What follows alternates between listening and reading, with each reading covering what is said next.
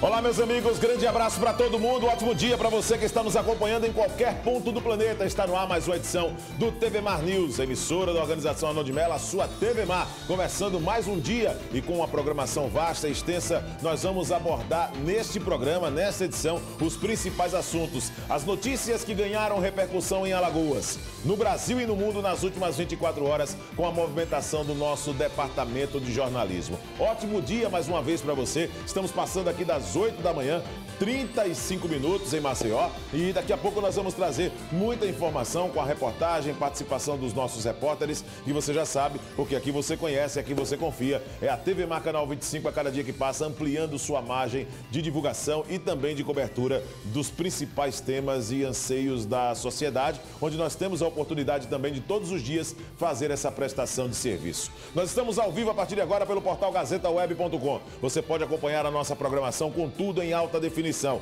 E através do portal Gazeta Web, você tem acesso também a um amplo conteúdo que a TV Mar Canal 25 coloca à sua inteira disposição de qualquer ponto do planeta. Então acesse gazetaweb.com, o maior portal e o mais completo portal de notícias de Alagoas. Acompanhe também as nossas redes sociais. Vai seguindo aí, dá aquele joinha, aquele like através do Twitter, do Instagram, do YouTube, da TV Mar Canal 25. Você sabe tudo também através desses mecanismos que a TV Mar coloca à sua disposição. Você acompanha os bastidores de cada programa através de cada um desses aplicativos e movimentando as nossas mídias sociais, trazendo para você também de uma maneira dinâmica e diferente a melhor informação. Mande suas mensagens para o nosso WhatsApp, tá aí no vídeo também. Traga a sua denúncia, nós vamos cobrir e trazer para a sociedade, levar ao conhecimento das autoridades aquele problema, aquela situação que tira o seu sossego. 99176-3777 é o novo número da TV Mar Canal 25 através do WhatsApp, para que você possa ter uma linha de interação direta com a produção do programa.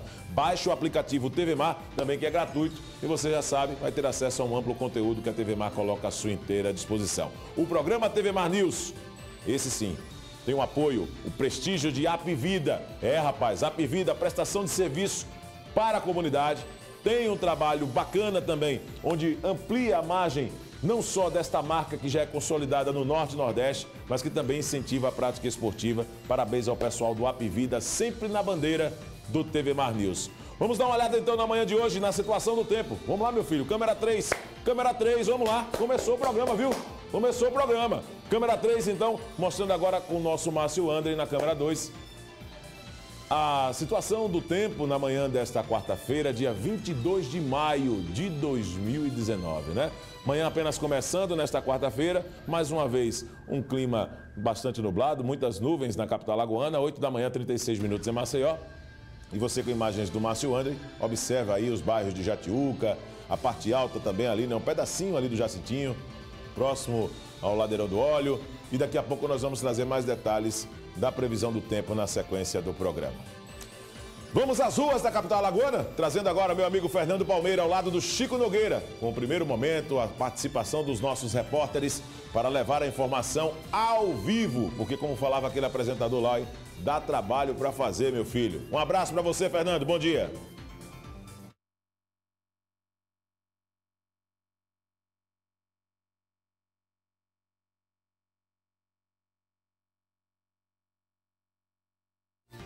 Ué, um cara bonito, simpático desse na abertura do programa lá, estático. Que é isso?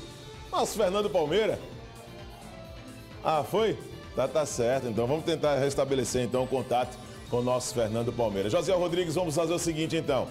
Como teve essa mudança de roteiro, vou pedir aqui a permissão da minha equipe, da minha produção, para que a gente possa dar uma rodada também com a situação do trânsito, as principais avenidas também de Maceió, na manhã desta quarta-feira, que está apenas começando aqui no TV Mar News, diante de uma mudança de roteiro. Claro, o nosso Fernando Palmeira preparado para entrar ao vivo, daqui a pouco ele vai entrar ao vivo ao lado do Chico Nogueira. Mas vamos dar uma olhada na situação do trânsito então, abrindo em tela, vamos colocar em tela cheia aqui, Conjunto José Tenório, é a situação de momento na manhã desta quarta-feira. 8 da manhã, 52 minutos em Maceió. Trazer o nosso Fernando Palmeira, né? Daqui a pouquinho, situação do trânsito no Conjunto José Tenório, em Cruz das Almas. Aliás, na parte alta, né? Vindo da Menino Marcelo. Trânsito realmente intenso, com sentido ao centro de Maceió na manhã de hoje. Vamos a outro ponto da cidade, meu querido Josué Rodrigues. Vamos a outro ponto da cidade, então, mostrando também a situação do trânsito. No Unicom para Cambona. Pois é, parceiro aqui também, né, da organização Arnon de Melo. Esse ponto aí também é considerado um ponto crítico no início da manhã, próximo ao mercado da produção. Muitos carros passam, fluxo de veículos intenso, principalmente da parte alta, o pessoal que vem da Santa Amélia, o pessoal que vem do Conjunto Medeiros Neto, do Osman Loureiro, que pega essa avenida principal do Bom Parto, e outros que também se dirigem, né, da região litorânea para a área sul de Maceió, também acaba sendo um ponto de muito fluxo de veículos em todos os dias. É preciso ter muita cautela nessa situação. Daqui a pouco nós vamos trazer mais detalhes a respeito do trânsito aqui na capital alagoana. Ô Josiel, só para a gente fechar, vamos a mais um momento aqui também do trânsito na Bomba da Marieta, né? Aqui próximo ao estúdio da TV Mar Canal 25, Avenida Comendador Leão, onde tem também um fluxo de veículos considerável na manhã desta quarta-feira. Muito bem. Parabéns aí à equipe de imagem, né, por mostrar essas imagens aí pra gente. Vamos lá. Eu tenho o prazer de conversar agora aqui na sequência do programa com o antropólogo, o professor Pedro Simonar, ele que foi um dos responsáveis, ou responsável, né, de realizar uma análise como a comunidade quilombola se reproduz social, econômica e culturalmente. Está nos dando a honra de conversar aqui no estúdio da TV Mar Canal 25 a respeito de um tema tão importante, um tema relevante. Bom dia, professor, seja bem-vindo aqui à TV Mar. Acredito que já veio em outras oportunidades. Primeiro, me fala sobre a sua formação e nos conte um pouco da sua história, até para uma apresentação para os nossos telespectadores. Bom dia. Bom dia a todos os ouvintes. Eu sou formado em antropologia pela UFRJ, tenho um mestrado na USP, né, em cinema, que eu trabalho com... uso muita imagem nas minhas pesquisas. Maravilha. E tenho um doutorado na UERJ, no Rio de Janeiro, porque eu sou carioca, né, e na área de ciências sociais também. Eu vim para cá em 2013 para trabalhar com o curso de pós-graduação que a UNIT abriu. Certo. Um curso de SOTEP, que hoje em dia é um curso de Sociedade, Tecnologias e Políticas Públicas, um mestrado interdisciplinar. Então, quando eu vim para cá, eu comecei então a me interessar pelos quilombos, comecei a trabalhar com comunidades quilombolas. O que me interessa realmente é ver como é que elas se reproduzem, né? Como é que aquela comunidade que está ali, ela vive, né? Como é que é a questão de vizinhança, a questão de poder lá dentro, a cultura, como é que é isso? Isso que me interessa. E eu estou desenvolvendo a minha pesquisa lá em Jacaré dos Homens, com as comunidades que tem lá em Jacaré dos Homens, né? Que é a área do sertão, ali já é sertão ali, né? Isso. Uma comunidade onde sofre muito com a questão da seca. Certo. Muito, né? Choveu ano passado bastante, mas depois de novo caiu na questão da seca lá. E então eu estou lá já há 3 anos desenvolvendo essa pesquisa com eles. E ajudando também no processo de organização, porque eles não tinham lá uma associação quilombola. E é importante ter associação. Por quê? Porque existe uma série de ações, políticas públicas do governo que favorecem o público quilombola. Se você não tiver organização, né, se você não tiver associação, você tem dificuldade para ter isso. Porque, geralmente, as verbas que vêm do governo federal vêm para o conjunto, né? Não vem para o seu João, para a dona Maria, vem para o conjunto. Então, você tem que ter uma associação, porque você tem que prestar contas ao governo, o Ministério Público fica em cima. E a gente conseguiu, com eles, organizar a associação no meio do ano passado, em agosto, mais ou menos, e hoje em dia o negócio está andando bem. Quer dizer, a ideia da minha pesquisa não é só fazer a pesquisa, mas é também contribuir na formação de quadros. Sim, porque é importante. Porque eu sou passageiro, né? Eu estou fazendo uma pesquisa, eu não moro lá. Então, o importante é que depois, no dia que acabar a minha pesquisa, que infelizmente a gente não fica o tempo todo, né? A gente tem que mudar até exigências do próprio MEC, da própria universidade. Então, quando a gente sair de lá, eu quero que as pessoas tenham já, vamos dizer assim, tenham formado quadros, que eles possam correr atrás. Entendi. Porque são muitas leis, são muitos direitos que eles têm, muitos deveres, mas muitos direitos que eles têm, que não é possível saber tudo. Nem nós sabemos isso, né? Nem nós sabemos todos os direitos que nós temos. Professor, que existe também um trabalho sólido sendo realizado e a continuidade que o senhor cita é muito importante para uma sequência e aprofundamento nesses estudos. Por exemplo, hoje pouco se sabe o desafio que alguns comunicadores tenham consciência das comunidades existentes, por exemplo, nessa região de Jacaré dos Homens, onde se realiza estudos. Isso. Aí a pergunta que faço é a seguinte, professor: quantas comunidades quilombolas registradas existem naquela região onde o senhor realiza os estudos? Olha, naquela região ali, ao certo, no total em Alagoas são 68, né? Pois é. Ali naquela região, só para você ter uma ideia, em Jacaré dos Homens são 3. Aí você tem uma outra grande também em Monteirópolis. Ali na Bacia Leiteira, nós devemos ter em torno de umas 12. E é uma característica das comunidades quilombolas, como também em aspectos culturais e históricos mesmo, firmar proximidade de leito dos rios, se estabilizar dessa forma? Algumas sim, né? Não tem assim um espaço... Porque normalmente quando qualquer núcleo que é populacional, seja quilombola, seja o que for, procura ficar perto da água, né? Embora o rio, essa comunidade que eu trabalho fica junto ao rio Jacaré, sim, mas que é um rio temporário, né? Então, você tem... Quando, no período de seca, você tem alguns poços que ficam lá dentro, mas a água é salubre, infelizmente. Então, tem isso ainda, né? As comunidades quilombolas, diante desse estudo, professor, que o senhor tem realizado, elas são desassistidas pelo poder público, pela sociedade de uma maneira geral? São desassistidas em sua maioria. Porque aí você tem duas coisas. Não adianta você fazer uma política pública, não adianta você fazer uma lei, porque se a pessoa que objeta aquela lei não souber, né? Porque direito ninguém ganha, se conquista, né? Com certeza. Direito é uma coisa, se você não estiver atrás, ele não vem para você. Então, o que acontece? Você tem, nessas situações, você tem muita questão de brigas políticas locais, né? Às vezes famílias que dominam a região, às vezes o prefeito. Então, é complicado realmente, porque você está trabalhando com uma população que tem um baixo nível de escolaridade e muitas vezes uma baixa autoestima. Ainda sofre com tudo isso, né? Porque passa a vida inteira dizendo, vocês são isso, vocês são aquilo, né?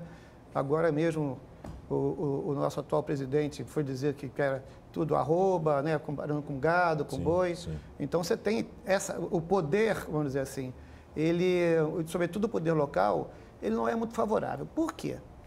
Porque quando você trabalha com questão quilombola, você trabalha basicamente com questão da terra, não é isso? Exatamente. Para você ser reconhecido como comunidade quilombola, é autodeterminação. Ou seja, se a comunidade disser nós somos quilombola, começa a correr o processo todo. Ora, você pensando nisso aí com o direito tradicional, né, o direito burguês, em que você só é proprietário se tiver um papel, na hora que alguém diz isso é meu, aquele que tem um papel vai dizer não é. Mas o que dá o direito dessa comunidade quilombola dizer que isso é meu é o fato de estar lá se reproduzindo lá há anos, né? Então, é onde o avô nasceu, onde o pai nasceu, onde os filhos estão crescendo, onde morreram as pessoas. Tem toda uma história ali. E tem até uma brincadeira que as pessoas fazem que diz assim, a pobre não tem nada, mas quando perde tudo. Porque perde isso, perde a história, perde o passado, perde a vida, né? Perde todo um conhecimento, toda uma relação com o território, né? Com aquele lugar onde vive, que é muito importante, né? Então, você está trabalhando ali. Quando chega alguém e fala assim, não, vamos reconhecer essa comunidade aqui. Tanto é que o fato que nós temos aqui em Alagoas, cerca de 68 comunidades reconhecidas. Apenas uma tem o papel passado de propriedade, que é lá em Tabacaria, lá em Arapiraca. Quer dizer, você viu que o negócio é complicado, né? Muito complicado. Porque o processo é o seguinte, vai alguém e ele se reconhece enquanto comunidade quilombola. Bom, aí tem todo um relatório antropológico, um laudo antropológico que vai dizer, porque ajudar nesse processo, né? Porque isso é fundamental para a justiça, né? O juiz, isso vai chegar na justiça e o juiz precisa ter sobre o que julgar. Então isso vai para a justiça. Aí a parte contrária, né, o gerente proprietário do terreno diz que não, diz que sim, que não, isso demora um tempo. Depois que o processo termina, essa terra é desapropriada, as pessoas que não são quilombolas são tiradas lá de dentro, são indenizadas e tiradas lá de dentro, e é passado então o papel formal, né, a propriedade. Só que esse processo aí demora 10, 15, às vezes empaca na justiça, porque você tem toda a questão dos direitos em conflito realmente. Né? Um direito consuetudinário, basicamente são do costume em cima ali da tradição do povo quilombola, e o direito formal, né? O direito em papel passado. Né? Nós estamos conversando com o antropólogo professor Pedro Simonar, Ele que é responsável por uma pesquisa que estuda de uma maneira bem mais ampla e aprofundada a realidade vivida pelas comunidades quilombolas em Alagoas, já trouxe aqui para a gente que existe registrada aproximadamente 68 comunidades, não é isso, professor? E eu pergunto exatamente dessas suas pretensões. Qual o legado que o senhor pretende deixar depois da sua pesquisa, no entendimento seu, dizer assim, a minha contribuição foi dada? Qual o legado que o senhor pretende deixar? A minha contribuição, acho fundamental, o que eu espero é que quando eu acabar minha pesquisa, os próprios quilombolas consigam fazer um projeto, pedir um dinheiro, né, recorrer, eles mesmos tenham esse conhecimento que não precisa mais de ninguém. E que eles possam chegar e falar, olha, Pedro, valeu, obrigado, foi boa a sua participação, mas não precisa mais. Agora nós vamos cuidar da nossa vida. Né? Isso não é simples, porque para você fazer um projeto, por exemplo, para pedir uma verba para uma instituição fora do Brasil, sim, você tem todo um formato, que para nós, professores, às vezes também é muito complicado, a gente não ganha todos os editais, né? Imagina para quem não está acostumado com isso. Então, a ideia, o que eu quero é isso. Já estamos contribuindo agora, eles têm nessa comunidade que eu trabalho, que chama-se Ribeira, eles têm um terreno deles e eu estou colocando alguns alunos da instituição para fazer o projeto da associação. Né? Então, tem os alunos já de arquitetura que estão fazendo a planta baixa, daqui a pouco vai ter os alunos de engenharia que vão fazer toda a parte de estrutura, né, de encanamento, de eletricidade, etc., e para eles terem uma sede legal onde eles possam dar cursos também e ter cursos lá. Sim. Tem uma escola no Quilombo, né? Mas precisa ter um espaço para a comunidade em si se reunir, né? Para a comunidade poder ter formações. Que uma das coisas que eles demandam para a gente, por exemplo, uma das últimas vezes que eu estive lá, eles querem uns cursos, por exemplo, de formação de técnico de enfermagem, técnico de nutrição, porque não tem formação, né? Entendi. O jovem acaba, não tem segundo grau, ou quando tem segundo grau, ele não tem mais o que fazer depois. Certo. Então, você tem aquele bando de jovens que acabam indo embora. Né? Vão para outros estados, Tem gente de Santa Catarina, né? Você tem uma ideia, muita gente lá da Quilombola em Santa Catarina, porque não tem emprego, não tem onde ficar na cidade. E os métodos tradicionais, professor? Cada dia que passa fica mais difícil de sobreviver as comunidades quilombolas, mantendo uma tradição, uma cultura de outros momentos, de outras épocas? Sobretudo pelo seguinte, né? A primeira vez que eu cheguei em Jacaré dos Homens, eu estava conversando lá com alguns proprietários, alguns produtores de leite, e eles dizendo assim, olha, antigamente aqui tinha chamadas trovoadas de janeiro, agora não tem mais. E todo mundo conta, não, esse rio Jacaré, ele corria, tinha água, a gente pescava no rio, né? Não era um volume muito grande, sim, mas tinha o tempo todo correndo. Hoje em dia não corre mais. Dava opções de sobrevivência, né? Dava opção de sobrevivência. Por que não tem mais? Porque boa parte, ou a maioria da floresta de Caatinga foi dizimada. E aí aqueles olhos d'água que tinham, né? A própria floresta que respira, né? E sim, não tem mais. Então a quantidade de água diminui muito. Então os métodos tradicionais que funcionavam, né, até duas gerações para trás, hoje em dia elas não funcionam muito. Porque você depende especificamente da chuva, e a chuva está cada vez mais escassa. sim. O que a gente está pensando agora é vendo se há possibilidade de fazer lá um projeto de produção de mel na Hiprópolis, né? Porque a abelha se dá bem naquele clima. Naquela região, né? Mas agora, isso é uma coisa que eu tenho que sentar com eles, a gente fazer também um projeto, que é tudo na base de projeto. Para pedir as coisas tem que ser projeto. Não dá, o que é um problema também, né?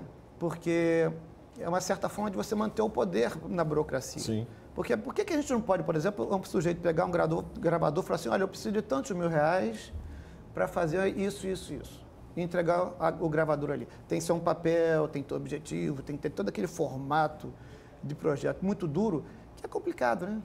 É muito complicado. Eu tenho uma última pergunta a fazer, professor, a respeito dessa sua brilhante participação aqui, dando uma grande, uma explanação bacana, né, a respeito das comunidades quilombolas.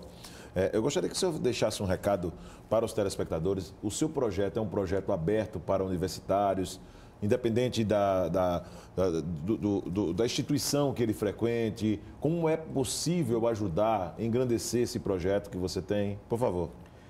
Por exemplo, a gente tem essa demanda por esses cursos, né? Esses cursos técnicos. Então, as pessoas que quiserem participar e puderem ajudar nisso, seria muito bem-vindo. Entendi. Não tem problema. Quer dizer, eles me demandaram o curso técnico de informática, curso técnico de enfermagem, de nutrição, de administração, né, de contabilidade, basicamente. Certo. Mas, por exemplo, para a parte de informática, a gente tem uma carência grande lá de computadores. Né? Com certeza, claro. Senão não tem curso de informática sem computador. Verdade. Então, aqueles que quiserem participar, podem entrar em contato comigo na UNIT, né, lá no mestrado da UNIT, no 3311-8113, né, que é a sala do mestrado lá, e serão muito bem-vindos. Né? Nós estamos abertos e será um prazer, porque é o que eu falei. Se a gente entra no lugar fazer pesquisa e na hora de ir embora deixa ele como Sim. ele estava antes da sua chegada, não serve para nada. Né? A pesquisa ela tem que ter, sim, a sua legitimidade, tem que ter, sim, a sua parte de metodologia, etc. Mas ela tem que dar um retorno social também. Mesmo porque, se o CNPq, se a CAPES, né, se a FAPEAL, se eles estão financiando, nós temos obrigação de dar um retorno social. Isso é dinheiro da sociedade. Sim, com certeza. Né? Então nós temos que dar um retorno para a sociedade. Professor Pedro, muito obrigado. Eu que agradeço. Parabéns pelo trabalho. Acho que esse tipo de olhar é um olhar válido. Se nós tivéssemos mais professores, mais mestres, mais doutores preocupados com os aspectos sociais, que muitas vezes está debaixo do nosso nariz. E nós colocamos obstáculos, barreiras para poder não ir, colocamos um preconceito, porque o Brasil, viu, professor, o senhor sabe melhor do que eu, o Brasil é um país preconceituoso, tem muita gente preconceituosa aqui. Nós não aceitamos isso, esse rótulo, mas somos preconceituosos. Então, quando se tem um tratamento com pessoas que vivem em situações de muita dificuldade, de exclusão social, sempre são bem recebidas por mim e eu fico muito feliz em ver professores, pessoas com um alto grau de estudo, com um conceito muito bom, adotando esse tipo de medida, então vale muito a pena. Para mim foi um prazer receber o professor Pedro Simonac, antropólogo, falando desse projeto em que ele está encabeçando, que estuda de uma maneira mais aprofundada as comunidades quilombolas em Alagoas. Pois não, diga aí, José, vá, fale, não começou e não para. Break? Vamos lá, então. Vamos a um rápido intervalo agora, daqui a pouco nós vamos trazer mais informações ainda nesta edição do TV Mar News. Voltamos já.